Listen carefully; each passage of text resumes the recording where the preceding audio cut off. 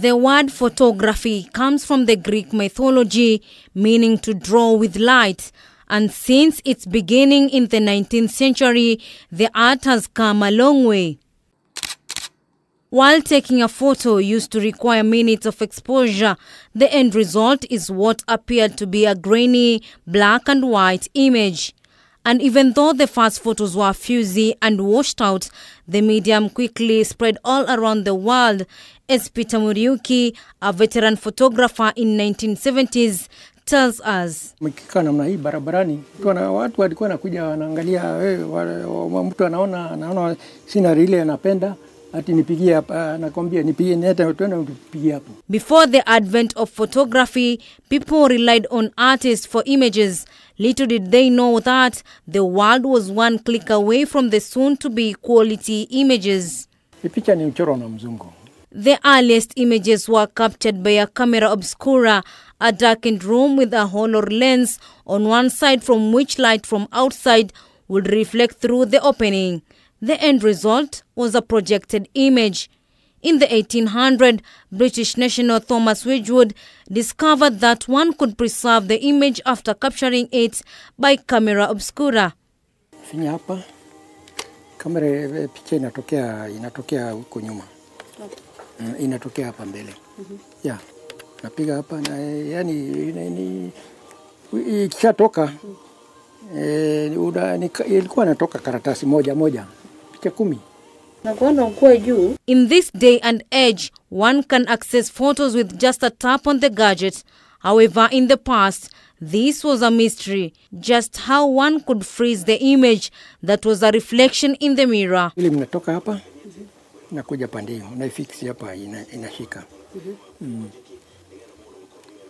Alafu nafunga. Alafu ukisha weka unafunga. Kwanza hii ilikuwa na grip yake, grip. Yeah. Sasa unapiga. Unavuta. Peter Muriuki, a 70-year-old who many would describe as a starving artist, says his only hope is living through these portraits that have covered his walls. Photography ni interesting, yani ina muhimu yake, inapendeza kama mimi najifunza nayo na kunikutanisha na watu. Uzuri ni social job. Gazing through the room are photos scattered everywhere.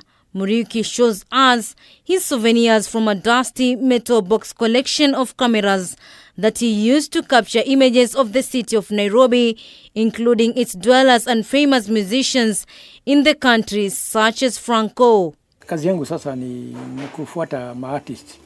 Yani na deal na artist, na wapiga mapicha zao, alafu na wauzia baadaye. Kabaka, Franco, Fadhili William. Kabaka, Fadhili William ndio wanamuziki wale wanajulikana sana Kenya, very famous. Yeah, mepiga watu kama Kamaro, DK. He narrates how hectic the journey was to be a photographer back in the day when they used films and negatives that would take several days for one to get the hard copies. After 2 weeks, anakuta nilifunga macho. Na unajua wakati huo haungepiga mapicha mingi sana kwa sababu film kuna kurudia. Sio kama hizi siku hizi. Photography siku hizi sasa imekuwa rahisi sana. Sababu unaweza mtu hata hajapiga picha, unamuonesha tu dakika kidogo na anashika. Sababu ni automatic. Photography today has taken a wild yet interesting turn. Imagine an image of a person touching the tallest building. This is said to be among the pointers to the epitome of civilization. But just how was it taken? John Mushori, a photographer located at KICC, tells us the trick. Kuinua tu mkono, unafanya kama umeshika. Hiyo ndio tunafanyanga. Unainua tu mkono hivi, unaonekana kama umeshika KICC. Photographers here, most being men in their 40s, say their work mostly picks up during public holidays. Kila siku kuna wageni Nairobi wakitoka ushago. Imagine saa hii kuna watu hawajafika Nairobi. Akifika Nairobi lazima apige kama ile aliona mwenzake alipiga. Hiyo ndio inaendeleanga. Yeah. But even with the influx of the modern day mobile phones, this has not shaken their profession. Watu wamejua quality ya simu iko chini, so wanakuja tunawapiga na kamera tunawekea kwa simu sao. But how true is it? Real good picture with the qualities and all that. And maybe for the news purpose or even other purpose, the quality, the camera still maintains a high quality.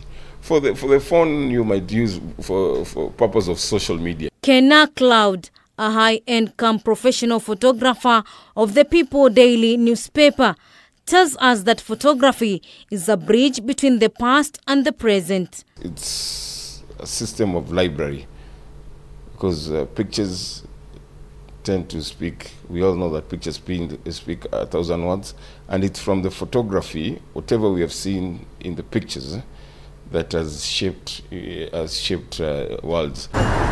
As technology evolved, more and more people would take pictures of themselves either through the camera or using a mirror commonly known as selfies. Social media platforms like Facebook, MySpace and Tumblr have boosted the trend further with their social features and the introduction of the hashtags. With the emergence of content creators in the famous TikTok world, lighting and background was key. It's on this backdrop that a creative Kenyan has gone ahead and opened a selfie village at the Garden City Mall. It is most definite that the history and evolution of the selfie is a long and fascinating one, combining human ingenuity with a desire to self-express and capture important moments. Mariam Jahid, K24, Nairobi.